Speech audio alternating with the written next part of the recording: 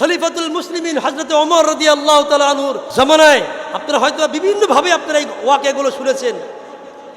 খলিফাতুল মুসলিমিন হযরত ওমর রাদিয়াল্লাহু তাআলা আনহুর জামানায় আমর ইবনুল আস রাদিয়াল্লাহু তাআলা আনহুকে মিশরের গভর্নর বানিয়ে সেখানে পাঠালেন। কিন্তু মিশরে একটা প্রথা ছিল, জাহিলি যুগের প্রথা।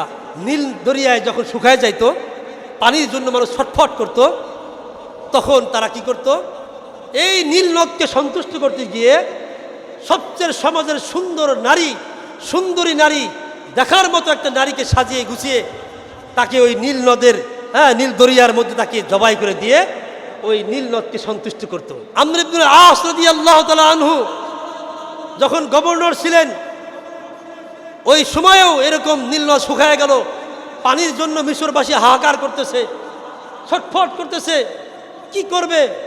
সিদ্ধান্ত তাদের যা নিয়ম নীতি তাহাই এলাকার ওই সবচেয়ে সুন্দর সবচেয়ে সুদর্শনী যে নারী ছিলেন তাকে ধরে তাকে সাজিয়ে গুছিয়ে রওনা হয়ে গেল। আমর ইবনুল আস রাদিয়াল্লাহু তাআলা আনহু জিজ্ঞাসা করলেন, কোথায় যাচ্ছেন এই নমরকে নিয়ে? তখন তারা বললেন, আমরা নীল নদকে সন্তুষ্ট করতে যাব, তিনি আমাদেরকে পানি দিবেন। আল্লাহু আকবার! দেখেন ইসলামের সৌন্দর্য, ইসলাম। উনি বললেন যে না, আমরা সবাই তো পানির জন্য মুখাপেক্ষী, পানি খাবো সবাই, আর জুলুম নির্যাতিত হবে একটা আরেকজন রমণী, এটা হতে পারে সে যেই ধর্মেরই হোক না কেন, এটা কোনো ইসলামের আদর্শ হতে পারে না। তাহলে কি করা যায়? থামান আপনাদের এই কার্যক্রম। আমি খলিফাতুল মুসলিমিন হযরত ওমর রাদিয়াল্লাহু তাআলা আনহুর কাছে মেসেজ পাঠাবো। তিনি সঙ্গে সঙ্গে খবর পাঠালেন, লিখিত চিঠি পাঠালেন, দুধ দিয়ে পাঠালেন, দ্রুত গতিতে চলে গেল। হযরত ওমর রাদিয়াল্লাহু তাআলা আনহুর কাছে যখন এই খবরটা, এই চিঠিটা পৌঁছাইলেন, হযরত ওমর রাদিয়াল্লাহু তাআলা আনহু তিনি আবার এই একটা চিরকুটে তিনি একটা লিখে পাঠালেন যে মিন খলিফাতুল মুসলিমিন ইলা নাহরি নীল, যে খলিফাতুল মুসলিমিন হযরত ওমরের পক্ষ থেকে নীল নদের প্রতি চিঠি, যে যদি তুমি ইনতাজিরি বিআমরিল্লাহ, হে নীল নদ, তুমি যদি আল্লাহর আদেশে তুমি প্রবাহমান হও তাহলে তুমি পানি প্রবাহিত করো, ওয়া ইল্লা ফালা, আর যদি আল্লাহর আদেশে, যদি আল্লাহর আদেশ ছাড়া নিজের ক্ষমতা বলে পানি প্রবাহিত করো তাহলে তুমি প্রবাহিত করো না। এই চিঠিটা দিয়ে পাঠাইলেন। আমর ইবনুল আস রাদিয়াল্লাহু তাআলা আনহুর কাছে যখন চিঠিটা পৌঁছাইলেন, সমগ্র ওই এলাকার হাজার হাজার মানুষ তাকিয়ে আছে, কেউ উপহাস করতেছে, কেউ তামাশা করতেছে, যে এটা কোনো কাজ হলো যে একটা চিঠি, কোনোদিন নীলনদ কোনোদিন মানুষের এই চিঠির কথা বুঝবে? এ কোন ধরনের কথা? সবাই তাকিয়ে তামাশা হাসতেছে। আমর ইবনুল আস রাদিয়াল্লাহু তাআলা আনহু, আল্লাহ তাআলার একজন সৈনিক, একজন মুসলিম, খাঁটি মুসলিম, তিনি আল্লাহ তাআলার পক্ষ থেকে তিনি ওই ওমর ইবনুল খাত্তাব রাদিয়াল্লাহু তাআলা আনহুর ওই চিঠিটা নীল নদে তিনি রেখে আসলেন। আল্লাহু আকবার! যখন নীল নদের কাছে তিনি যখন চিঠিটা রেখে আসলেন, বেশি দেরি হয় নাই, চতুর্দিক থেকে আল্লাহ তাআলা নীল নদের পানি প্রবাহিত করে দিয়েছেন। সুবহানাল্লাহ! ইসলাম শিক্ষা দিয়েছে, ইসলাম জুলুমকে পছন্দ করে না। ইসলাম সে যে ধর্মেরই হোক না কেন, ইসলাম কখনো মানুষের উপর আক্রমণকে পছন্দ করে না। আল্লাহ তাআলা বলেন, ইয়া আইয়ুহাল্লাযীনা আমানু দুখুলু ফিস-সিলমি কাফা ওয়া লা তাত্তাবিউ খুতুওয়াতিশ শাইতান ইন্নাহু লাকুম আদুব্বুম মুবিন। আল্লাহ রাব্বুল আলামিন বলেন, হে ঈমানদারেরা, ইয়া আইয়ুহাল্লাযীনা আমানু দুখুলু ফিস-সিলমি কাফা, হে ঈমানদারেরা, তোমরা পরিপূর্ণভাবে ইসলামে প্রবেশ করো। ওয়ালা তাত্তাবিউ খুতুওয়াতিশ শাইতান, তোমরা শয়তানের পদাঙ্ক অনুসরণ করো না, শয়তান থেকে হেফাজত থাকো। শয়তানি তোমার চোখে, ডানে বামে, সামনে, সর্বদিক থেকে শয়তানের সমস্ত কাজ তোমাকে ঘিরে ধরবে। তারপরেও কিন্তু তুমি শয়তানের পদাঙ্ক অনুসরণ করিও না, কারণ ইন্নাহু লাকুম আদুব্বুম মুবিন। আল্লাহ তাআলা জানিয়ে দিয়েছেন শয়তান কিন্তু তোমাদের প্রকাশ্য শত্রু।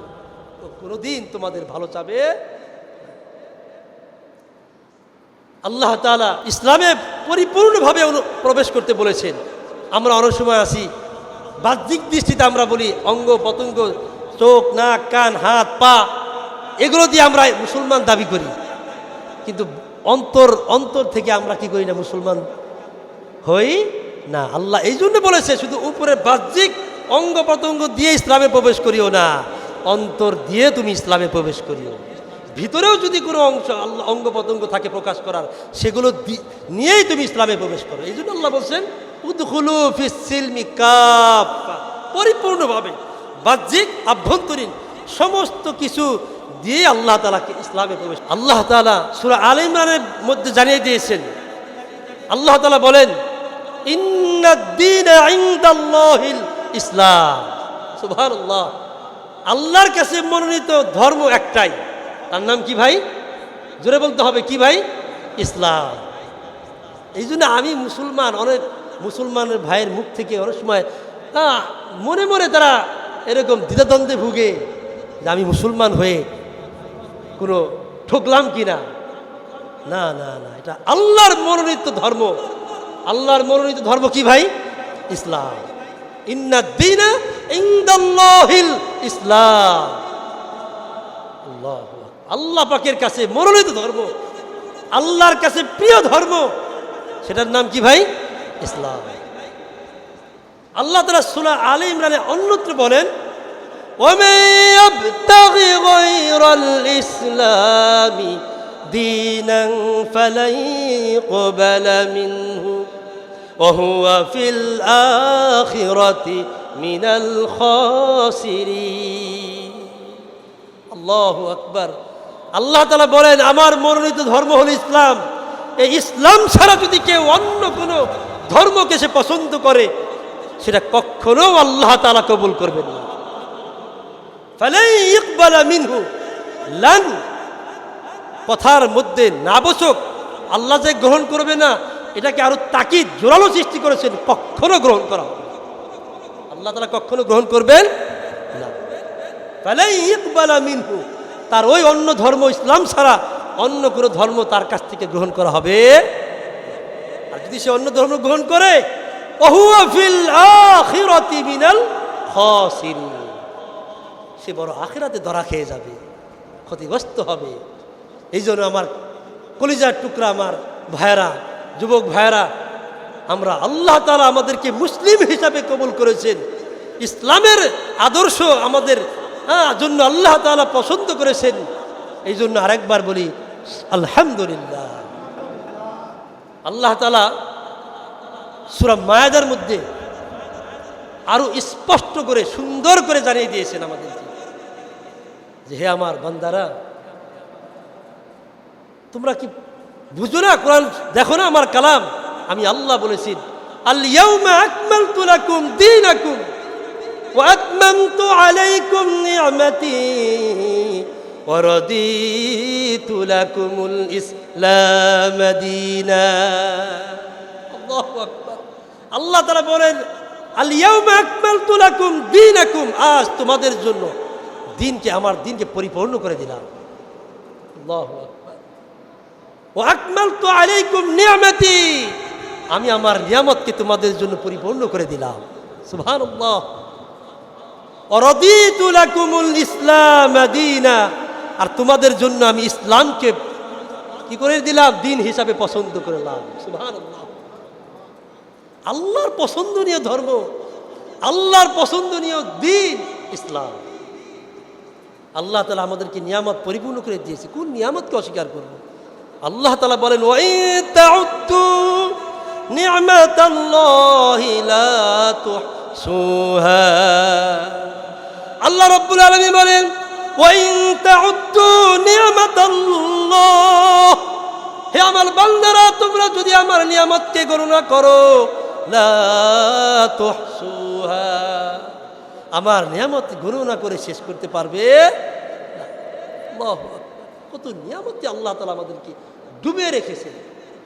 আমি পূর্বে জুমায় বলেছি, আল্লাহ তাআলা যদি আমাদের শুধু একটু এই অক্সিজেন আপ ডাউন করা যদি আল্লাহ তাআলা যদি একটু বন্ধ করে দেন, তাহলেই বুঝবেন যে আল্লাহ পাক আমাকে কত বড় বড় নিয়ামতে আল্লাহ আমাদেরকে ডুবিয়ে রেখেছে।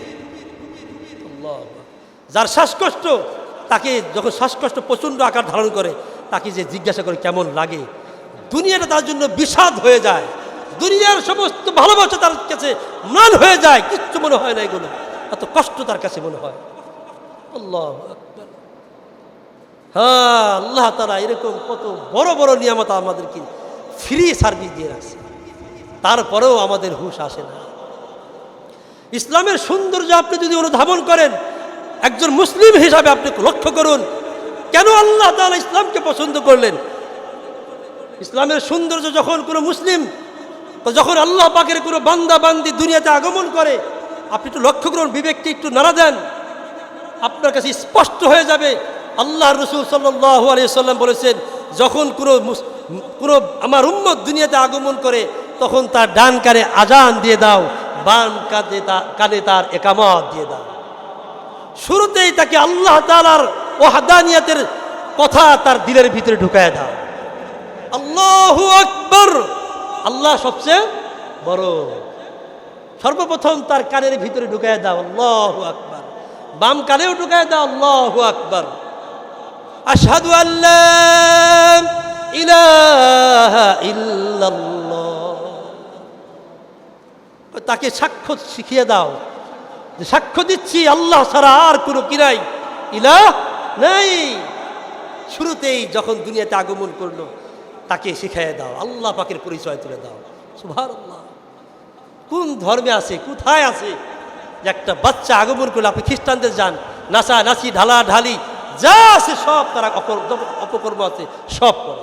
আর ইসলামে যখন আমার আল্লাহ পাকের কোনো বান্দা বান্দি আসলো, তাকে পৌঁছিয়ে দাও তার কানের ভিতরে আল্লাহ বড়, আল্লাহর চেয়ে বড় আর কেউ নাই। আর সাক্ষ্য দাও আল্লাহ ছাড়া কোনো ইলাহ নাই। আল্লাহু আকবার। এরপরে সপ্তম দিনে তার মাথা পরিষ্কার করে ওই চুলগুলো পরিমাণ সৎকা করে দাও, আকিকা করো।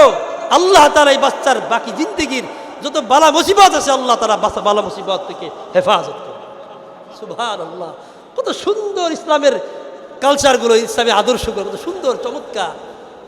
শুধু তাই নয়, পৃথিবীতে যত ধর্ম মানুষ বানিয়েছে, মানব রচিত যত ধর্ম তারা সৃষ্টি করেছে, সমস্ত ধর্মে আপনি একটু রিসার্চ করে দেখুন, ইসলামের চেয়ে একটা মানুষ যখন এই বাচ্চাকে যখন আল্লাহ পাকের পরিচয় তুলে ধরা হলো, আস্তে আস্তে দিন যাইতে যাইতে যখন সে মরণাপন্ন হয়, তখনও তার কানের কাছে যে তার সন্নিকটে গিয়ে বলো, আশহাদু আল্লা ইলাহা ইল্লাল্লাহ, লা ইলাহা ইল্লাল্লাহ বলো।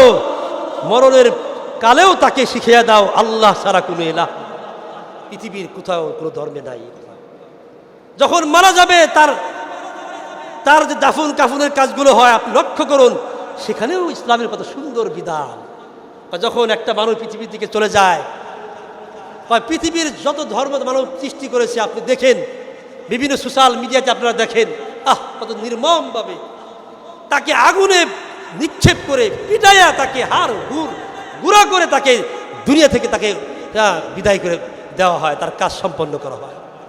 কিন্তু ইসলামে আসুন, আপনি ইসলাম ধর্মের আপনি আসুন, একজন মুসলমান যখন মারা যায়, তখন আহারে তাকে সুন্দর করে গোসল দেওয়া হয়, তাকে সুন্দর করে গোসল করানো হয়, তারপরে সুগন্ধি ব্যবহার করা হয়, সুন্দর সাদা ফ্রেশ একেবারে কালিমা মুক্ত সাদা পোশাকে তাকে আবৃত করে, আল্লাহু আকবার, 4 জন কাঁধে তাকে সসম্মানে পালকিতে উঠায়া তাকে সবার আগে, পিছনে না, সবাই তার পিছনে থাকবে, তাকে আগে রেখে কত সুন্দরভাবে তাকে কবরে রেখে তাকে দেওয়া হয়। এটার নাম হল ইসলাম। আল্লাহু আকবার। আপনি দেখুন কোন ধর্মে আছে এরকম যে তাকে সুন্দর গোসল করে কত বিনয়ের সাথে তাকে পরিষ্কার পরিচ্ছন্ন করে সুন্দর পোশাকে তাকে সবার আগে তাকে সবার সামনে, ইনি মেহমান, এনাকে আগে তাকে নিয়ে যাও, কেউ সামনে যাবে না, পিছনে গিয়ে তাকে দিয়ে কত সুন্দর করে তাকে বিনয়ের সাথে রেখে মাটি দিয়ে সুন্দর, আবার শিয়াল কুকুরের জন্য তাকে ভক্ষণ না করতে পারে তাকে আবার সেখানে বাঁশ দিয়ে, তারপর হচ্ছে চাটাই দিয়ে, মাটি দিয়ে তাকে সুন্দর করে বিদায় করে দোয়া করে দেওয়া হয়। সুবহানাল্লাহ। এই জন্য ইসলাম প্রত্যেকটা মানুষ যখন দুনিয়াতে আগমন করে, সে কোন ধর্মে আসে? কোন ধর্মের হয়ে? ইসলাম ধর্মের হয়ে।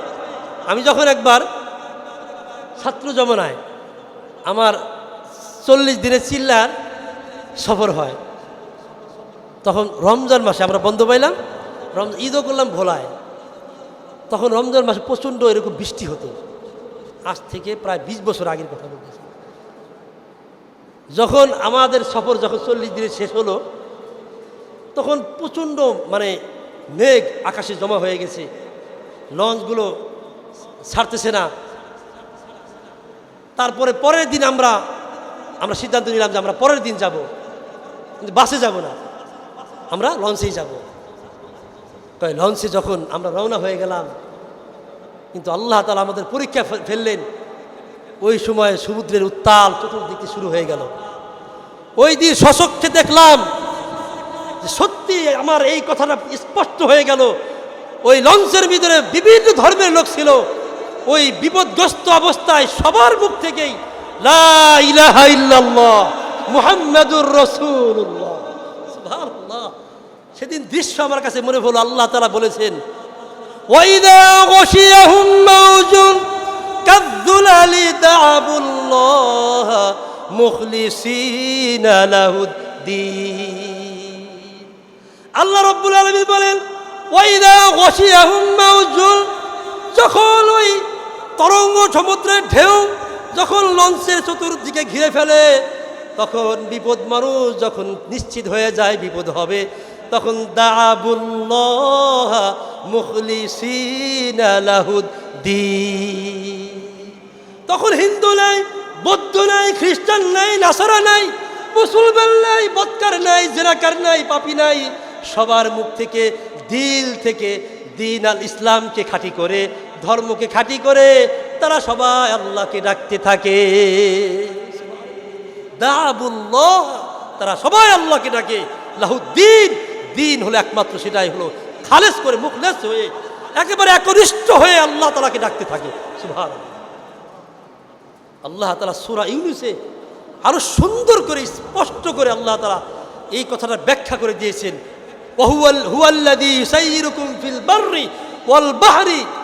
যখন মানুষ সমুদ্রে যখন চলাচল করে, সমুদ্রে যখন মানুষ চলাচল করে, তখন দেখবেন আপনি এরকম সুন্দর বাতাসে, মৃদু বাতাসে যখন আপনার লঞ্চগুলো যাত্রী নিয়ে যখন চলতে থাকে, যাইতে থাকে, তখন লঞ্চের মানুষগুলো আনন্দে উৎফুল্ল হয়ে খুব নাচানাচি করতে থাকে না?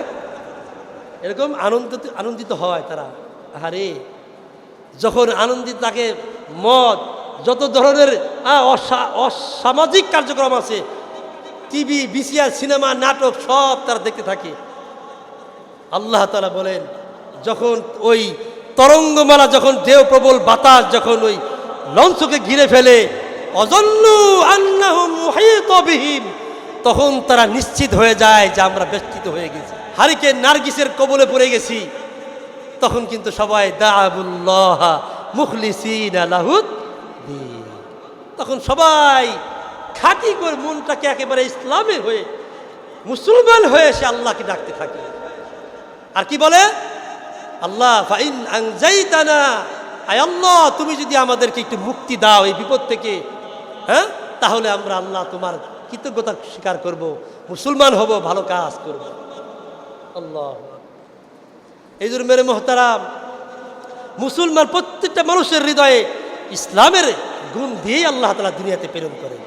এই জন্য ইসলাম, মুসলমান হয়েছি আমাদের দিলের ভিতরে কোনোদিন কোনো শয়তানে যত ধরনের ওয়াসওয়াসা দিক, আমরা কি শয়তানের খপ্পরে পড়ব? না, কখনো না, কখনো। ইসলামের সৌন্দর্যের চেয়ে অন্য কোনো ধর্মের কোনো সৌন্দর্য নাই, এই জন্য আল্লাহ তাআলা দিন দিন দিন দিন ইসলামের বিজয় দিতেছেই তো দিতেছে। আপনারা জানেন, খলিফাতুল মুসলিমিন হযরত ওমর রাদিয়াল্লাহু তাআলা আনহুর জামানায়, আপনারা হয়তো বিভিন্নভাবে আপনারা এই ওয়াকিয়াগুলো শুনেছেন।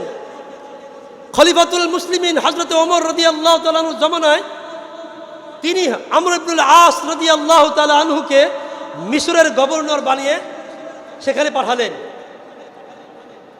কিন্তু মিশরে একটা প্রথা ছিল, জাহিলি যুগের প্রথা। জাহিলি যুগের একটা প্রথা ছিল, নীল দরিয়ায় যখন শুকায় যাইত, পানির জন্য মানুষ ছটফট করত, তখন তারা কি করত, এই নীল নদকে সন্তুষ্ট করতে গিয়ে সবচেয়ে সমাজের সুন্দরী নারী দেখার মতো একটা নারীকে সাজিয়ে গুছিয়ে তাকে ওই নীল নদের নীল দরিয়ার মধ্যে তাকে জবাই করে দিয়ে ওই নীল নদকে সন্তুষ্ট করত। কিন্তু আমর ইবনুল আস রাদিয়াল্লাহু তাআলা আনহু যখন গভর্নর ছিলেন, ওই সময়েও এরকম নীল নদ শুকায় গেল, পানির জন্য মিশরবাসী হাহাকার করতেছে, ছটফট করতেছে, কি করবে?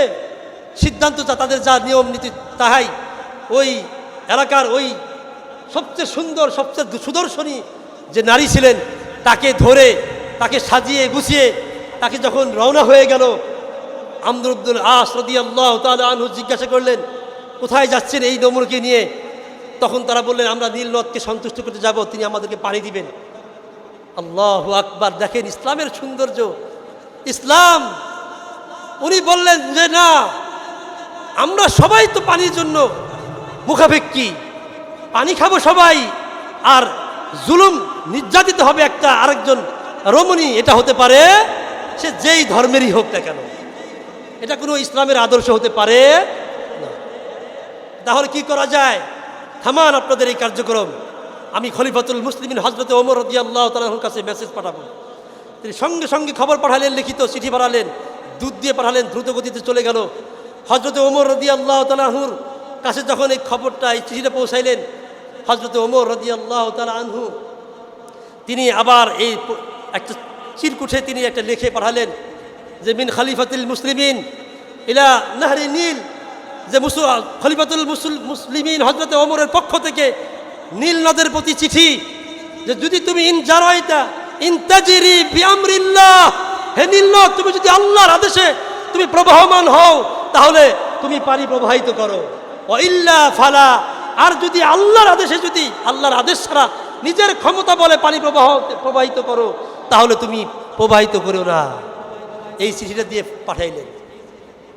আমর ইবনুল আস রাদিয়াল্লাহু তাআলা আনহুর কাছে যখন চিঠিটা পৌঁছাইলেন, সমগ্র ওই এলাকার হাজার হাজার মানুষ তাকিয়ে আছে, কেউ উপহাস করতেছে, কেউ তামাশা করতেছে, যে এটা কোনো কাজ হলো যে একটা চিঠি, কোনোদিন নীলনদ কোনোদিন মানুষের এই চিঠির কথা বুঝবে? এ কোন ধরনের কথা? সবাই তাকিয়ে তামাশা হাসতেছে। আমর ইবনুল আস রাদিয়াল্লাহু তাআলা আনহু, আল্লাহ তাআলা একজন সৈনিক, একজন মুসলিম, খাঁটি মুসলিম, তিনি আল্লাহ তাআলার পক্ষ থেকে তিনি ওই ওমর ইবনুল খাত্তাব রাদিয়াল্লাহু তাআলা আনহুর ওই চিঠিটা নীল নদে তিনি রেখে আসলেন। আল্লাহু আকবার! যখন নীল নদের কাছে তিনি যখন চিঠিটা রেখে আসলেন, বেশি দেরি হয় নাই, চতুর্দিক থেকে আল্লাহ তাআলা নীল নদের পানি প্রবাহিত করে দিয়েছেন। সুবহানাল্লাহ! ইসলাম শিক্ষা দিয়েছে, ইসলাম জুলুমকে পছন্দ করে না। ইসলাম সে যে ধর্মেরই হোক না কেন, ইসলাম কখনো মানুষের উপর আক্রমণকে পছন্দ করে না। আপনারা জানেন, কয়েকদিন আগে আমার মুসলিম কলিজার টুকরা দুই যুবক ভাইদেরকে এক ভিন্ন ধর্মাবলম্বীরা তারা নির্মমভাবে পিটিয়ে হত্যা করেছে। এখন পর্যন্ত ইসলামের আদর্শ আমরা লালন করি দেখা এখনও আমরা নিশ্চুপ, আমাদের প্রাইম মিনিস্টার দিকে আমরা তাকিয়ে আছি। এখনো তিনি কি বিচার করেন? এখনও রাষ্ট্রীয় ব্যবস্থা আছে। আল্লাহু আকবার! ইসলাম আমাদেরকে এটাই শিক্ষা দেয়, কাউকে কখনো জুলুম অন্যায় করে মানুষকে জুলুম করো না। আল্লাহু আকবার! ওমর ইবনে আস রাদিয়াল্লাহু তাআলা আনহুর এই দৃশ্য দেখে সবাই অবাক হয়ে গেলেন। ইসলামের সুশীল ছায়াতলে দলে দলে ইসলাম কবুল করে নিলেন। সুবহানাল্লাহ! শুধু তাই নয়, আপনারা জানেন, ভালোভাবেই জানেন, হযরত ওমর ইবনুল খাত্তাব রাদিয়াল্লাহু তাআলা আনহু উনি কিন্তু প্রথমেই রাদিয়াল্লাহু তাআলা আনহু হন নাই। উনি কিন্তু একজন কাট্টা কাফের ছিলেন এবং যুবকদের লিডার ছিলেন, সাহসী ছিলেন, শক্তিমান ছিলেন। আল্লাহ রসুল সাল্লাল্লাহু আলাইহি ওয়াসাল্লামকে হত্যা করার জন্য যখন নাঙ্গা তলোয়ার নিয়ে যখন রওনা হয়ে গেলেন, রাস্তার মাঝে এক সাহাবীর সাথে দেখা, উনি তো দেখে বুঝছে যে কোনো একটা দুর্ঘটনা ঘটাবে আজকে। উনি বললেন যে হে উমর, তুমি কোথায় যাচ্ছ? মুহাম্মদের কল্যাণ আনার জন্য যাচ্ছি। উনি বললেন, তুমি কি নিজের ভগ্নিপতি আর বোনের খবর নিয়েছো? তারাও তো মনে মনে দিলে দিলে মুহাম্মদের ধর্ম লা ইলাহা ইল্লাল্লাহ পরে মুসলমান হয়ে গেছে। ওমরের চিন্তা চেতনা ডাইভার্ট হয়ে গেল, অন্যদিকে চলে গেল, বোনের দিকে চলে গেল, ভগ্নিপতির দিকে চলে গেলেন, রওনা হয়ে গেলেন, আঘাত করলেন, পিটাইলেন, আল্লাহ তাআলা রক্ত রঞ্জিত করাইলেন তার দ্বারা। তারপরে দিলের যে কোরআনের যে তোহা, যে সূরাটা তার দিলে যে কানে পৌঁছাইছিল, আল্লাহ তাআলা তার দিলকে চিরে খণ্ড খণ্ড করে ইসলামের মহব্বত তার মধ্যে ঢুকাই দিলেন। তিনি যখন সাহাবায়ে কেরাম, তিনি যখন তার বোন ভগ্নিপতিকে নিয়ে গেলেন, রাসূল সাল্লাল্লাহু আলাইহি ওয়াসাল্লাম তার আশপাশে সাহাবায়ে কেরাম বসা, দাঁড়ায় গেলেন, ইয়া রাসূলুল্লাহ, আদেশ দিন, ওমরকে খতম করা হবে। আল্লাহ রাসূল বললেন, এটা তো ইসলাম শিক্ষা দেয় না, ওনাকে আসতে দাও, উনি আজকে কল্যাণ নিতে আসে নাই, কল্যাণ দেওয়ার জন্য আসছে। সুবহানাল্লাহ, এটাই হলো ইসলাম, এটাই ইসলাম। আল্লাহু আকবার। আবু সুফিয়ান উনি কিন্তু আগে রাদিয়াল্লাহু তাআলা আনহু হন নাই। আবু সুফিয়ান কিন্তু উহুদ যুদ্ধে, আপনারা জানেন, উহুদ যুদ্ধের সময় কিন্তু 50 জন সাহাবী কিন্তু শাহাদাত বরণ করে। আর এর মধ্যে সবচেয়ে বড় ভূমিকা ছিল আবু সুফিয়ানের। আবু সুফিয়ান রাদিয়াল্লাহু তাআলা আনহুর সবচেয়ে বড় ভূমিকা ছিল 50 জন সাহাবীকে শাহাদাত বরণ করার পিছনে। তখন কিন্তু উনি কাফের ছিলেন। কিন্তু যখন মক্কা বিজয় হয়ে গেল, আবু সুফিয়ান থরথর করে কাঁপতেছে। ইবনে আব্বাস রাদিয়াল্লাহু তাআলা আনহু তাকে ধরে নিয়ে গেলেন, আসো আবু সুফিয়ান, মুহাম্মদ তিনি কঠোর নয়, তিনি জালেম নন, তুমি আসো, এখনো তোমাকে মাফ করে দেওয়া হবে। আবু সুফিয়ান থরথর করে কাঁপতেছে। আল্লাহ রাসূল সাল্লাল্লাহু আলাইহি ওয়াসাল্লামের তার আদর্শ দেখে, ইসলামের কালচার শুনে, দেখে বুঝে তিনি কালিমা লা ইলাহা ইল্লাল্লাহ মুহাম্মাদুর রাসূলুল্লাহ পড়ে তিনি মুসলমান হয়ে যান। সুবহানাল্লাহ। এই জন্য মেরে মুহতারাম, শুধু তাই নয়, ইসলামের সৌন্দর্য জাহিলি যুগে বিশ্বনবী জনাবে মুহাম্মাদুর রাসূলুল্লাহ সাল্লাল্লাহু আলাইহি ওয়াসাল্লাম যখন দুনিয়াতে আগমন করলেন, যখন তিনি নবুয়াত প্রাপ্ত হলেন, যখন ইসলামের বিধানগুলো যখন প্রচার প্রচারণা শুরু করে দিলেন, নবী করিম সাল্লাল্লাহু আলাইহি ওয়াসাল্লাম আসার আগে জাহিলি যুগ বলা হতো, নারীদেরকে জীবন্ত কবর দেওয়া হতো। কি দেওয়া হতো ওই সময়? জীবন্ত নারী রমণীদেরকে পুঁতে ফেলা হতো, পুঁতে ফেলা হতো। হযরত দাহিয়া কালবি রাদিয়াল্লাহু তাআলা আনহু তিনি আল্লাহর রাসূলের কাছে ফুফিয়া ফুফিয়া কাঁদতেছিলেন, ইয়া রাসূলুল্লাহ, আমি আমার সুন্দর সুশ্রী রমণী, আমার সবচেয়ে আদরের আমার কন্যা আল্লাহ তাআলা দিয়েছিলেন, সেই কন্যাকেও আমি জীবন্ত পুঁতে ফেলেছি। আল্লাহ বলবে, ইসলাম এমন একটা ধর্ম, নবীজির বলেছেন, আল ইসলামু ইয়াহদিমু মা কানা ক্বাবলা, ইসলাম প্রবেশ করার সাথে সাথেই পিছনের সমস্ত গুনাহগুলো আল্লাহ তাআলা মাফ করে দেন। সুবহানাল্লাহ। ইসলাম এমন একটা ধর্ম, আল ইসলামু ইয়াহদিমু মা কানা ক্বাবলা, ইসলাম এমন একটা ধর্ম, জীবন বিধান। কয় ইসলামের আগে কাফের ছিল, কয় যত গুনাহই করুক না কেন, ইসলামে আসার সাথে সাথে আল্লাহ তার জীবনের সব গুনাহগুলো মাফ। মেরে মুহতারাম, আপনারা জানেন ওই জাহিলি যুগে এই প্রথা কিন্তু ছিল। কিন্তু যখন বিশ্বনবী জনাবে মুহাম্মাদুর রাসূলুল্লাহ সাল্লাল্লাহু আলাইহি ওয়াসাল্লাম দুনিয়াতে আগমন করলেন, ইসলামের বিধান যখন নিয়ে আসলেন, তখন আল্লাহ তাআলা ওই রমণীর পায়ে আল্লাহ তাআলা জান্নাত তার পদতলে দিয়ে দিয়েছেন। সুবহানাল্লাহ। আল জান্নাতু তাহতা আকদামিল উম্মাহাত, আল্লাহ তাআলা জান্নাতকে মায়ের পদতলে দিয়ে দিয়েছেন। সুবহানাল্লাহ। এই জন্য মা, যেই মাকে অন্য ধর্মে জাহিলি যুগে যেই মাকে জীবন্ত মেরে ফেলা হতো, যাকে 2 পয়সার মূল্য তারা দিত না, তারা অভিশাপ মনে করত যে নারী হয় মানে অভিশপ্ত জীবন যাপন, একে মেরে ফেলো, এটাকেই তারা ভাগ্যবান সৌভাগ্যবান মনে করত। কিন্তু ইসলাম বললে যে না না না, এটা হতে পারে না, এটা হতে পারে না। মায়ের পদতলে ইসলাম জান্নাত এনে দিলেন। সুবহানাল্লাহ। ওগো মা, তুমি এই ধরনের শ্রেষ্ঠ নেয়ামত, তোমারই পদতলে রয়েছে জান্নাত। তোমারই পদ তলে রয়েছে জান্নাত। সুবহানাল্লাহ, সুবহানাল্লাহ, সুবহানাল্লাহ। ইসলাম এত সুন্দর। কিছুদিন আগে একটা ভিডিওতে দেখলাম একটা সন্তান তার বাবাকে নির্মমভাবে মানে এরকম হাত দিয়ে কিল ঘুষি যা বলে লাথি দিয়ে তাকে একবারে ধরাশায়ী করে দিয়েছে।